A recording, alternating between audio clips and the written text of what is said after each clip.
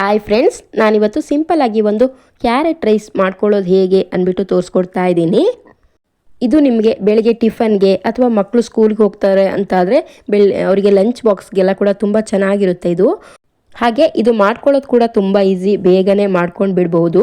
ಅರ್ಜೆಂಟಿಗೆಲ್ಲ ಕೂಡ ಇದು ಒಳ್ಳೆ ರೆಸಿಪಿ ಅಂತ ಹೇಳ್ಬೋದು ಟಿಫನ್ಗೆ.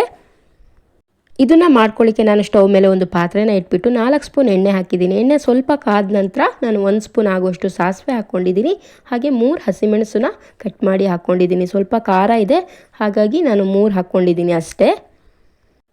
ಹಾಗೆಯೇ ಇದಕ್ಕೆ 1.5 ಸ್ಪೂನ್ ಆಗುವಷ್ಟು ಕಡಲೆಬೇಳೆ ಕೂಡ ಸೇರಿಸ್ಕೊಂಡು ಚೆನ್ನಾಗಿ ಮಿಕ್ಸ್ ಮಾಡ್ಕೊಳ್ತಾ ಇದ್ದೀನಿ. ನಂತರ ಇದಕ್ಕೆ ನಾನು ಒಂದು 10 ಗೋಡಂಬಿನ ಹಾಕ್ಕೊಂಡಿದ್ದೀನಿ. ಇವೆಲ್ಲವನ್ನೂ ಕೂಡ ಎಣ್ಣೆಯಲ್ಲಿ ಸ್ವಲ್ಪ ಕೆಂಪಾಗೋವರೆಗೂ ಫ್ರೈ ಮಾಡ್ಕೊಳ್ಬೇಕು. ಇದೆಲ್ಲ ಎಣ್ಣೆಲಿ ಫ್ರೈ ಆದ ನಂತರ ನಾನು ಇದಕ್ಕೆ 1 ಈರುಳ್ಳಿನ ಚಿಕ್ಕದಾಗಿ ಕಟ್ ಮಾಡಿ ಹಾಕ್ಕೊಳ್ತಾ ಇದ್ದೀನಿ. ಇದು ಲೆಮನ್ ರೈಸ್ಗೆಲ್ಲ ಹೇಗೆ ಈರುಳ್ಳಿ ಸ್ವಲ್ಪ ಬಾಡಿಸ್ಕೊಳ್ತೀರೋ ಇದರಲ್ಲಿ ಬಾಡಿಸ್ಕೊಳ್ಬೇಕು. ಇವಾಗ ನಾನು ಒಂದು ಸ್ವಲ್ಪ ಬೇವಿನ ಎಲೆನ ಹಾಕ್ಕೊಂಡಿದ್ದೀನಿ. ಹಾಗೆಯೇ ಇವಾಗ ನಾನು ಕ್ಯಾರೆಟ್ನ ಹಾಕ್ಕೊಳ್ತಾ ಇದ್ದೀನಿ. ತುರಿದ್ಬಿಟ್ಟು ಹಾಕ್ಕೊಳ್ಬೇಕು.